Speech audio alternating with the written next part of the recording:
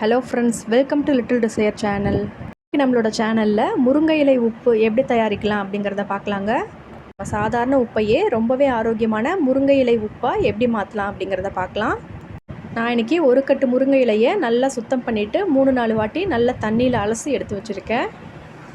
1 kilo உப்புக்கு 2 கைப்பிடி அளவு முருங்கை இலை கரெக்டாக இருக்கும். இப்போ அந்த முருங்கை இலையை கொஞ்சமாக தண்ணி சேர்த்து அரைச்சி நல்லா விழுதாக்கிக்கலாம். அந்த விழுதை ஒரு வடிகட்டியில் சேர்த்து நல்லா வடித்து எடுத்துக்கிறேன். கீரை அரைப்படுற அளவுக்கு தண்ணி சேர்த்து அரைச்சா போதும், ரொம்ப தண்ணி சேர்த்துட வேண்டாம். இப்போ நம்ம அந்த முருங்கை இலையிலேருந்து சாறு தனியாக எடுத்தாச்சு. இப்போ ஒரு கடாயில் சாதாரண கல்லுப்பு 1 கிலோ அளவுக்கு சேர்த்துக்கிறேன்.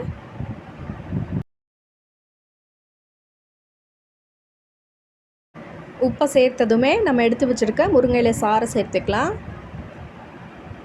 இந்த சாறையெல்லாம் நல்லா உப்பு இழுத்துட்டு நல்லா ட்ரை ஆகி வர வரைக்கும் வறுத்துக்கலாம்.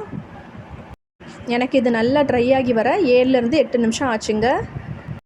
பொறுமையாக மீடியமுக்கும் ஹைக்கும் மாற்றி மாற்றி வச்சு நல்லா வதக்கிக்கலாம். உப்போட கலர் பார்க்கவே ரொம்ப அருமையாக இருக்குது. நம்ம வறுக்க கொஞ்சம் கலர் மாறிடுங்க. இப்போ நமக்கு உப்பு நல்லா ட்ரை ஆகி வந்துடுச்சு. இதை ஒரு 2 நிமிஷத்துக்கு நல்லா வறுத்துட்டு இதை நல்லா ஆற விட்டுடலாம். இந்த உப்பையே மிக்சியில் சேர்த்து அரைச்சிட்டு நம்ம தூளுப்பாவும் பயன்படுத்திக்கலாம். இது நல்லா ஆறினதும் நான் இதை உப்பு ஜாடிக்கு மாற்றிக்கிறேன். இந்த உப்பை நம்ம ரெகுலராக சமையலுக்கு யூஸ் பண்ணிக்கலாங்க. எல்லா குழம்பு காய்கறிகளுக்கும் இதை நம்ம சேர்த்து செய்யும்போது ரொம்பவே ஆரோக்கியமானதாக இருக்கும். இதே மெத்தடில் நம்ம கருவேப்பிலை சேர்த்து கருவேப்பிலை உப்பாவும் செஞ்சு வச்சுக்கலாம். இந்த மெத்தடில் நீங்களும் ட்ரை பண்ணி பாருங்கள். இந்த வீடியோ உங்களுக்கு யூஸ்ஃபுல்லாக இருந்தால் வீடியோக்கு ஒரு லைக் கொடுங்க, சேனலையும் சப்ஸ்கிரைப் பண்ணிக்கோங்க. தேங்க்ஸ் ஃபார் வாட்சிங். Have a good day.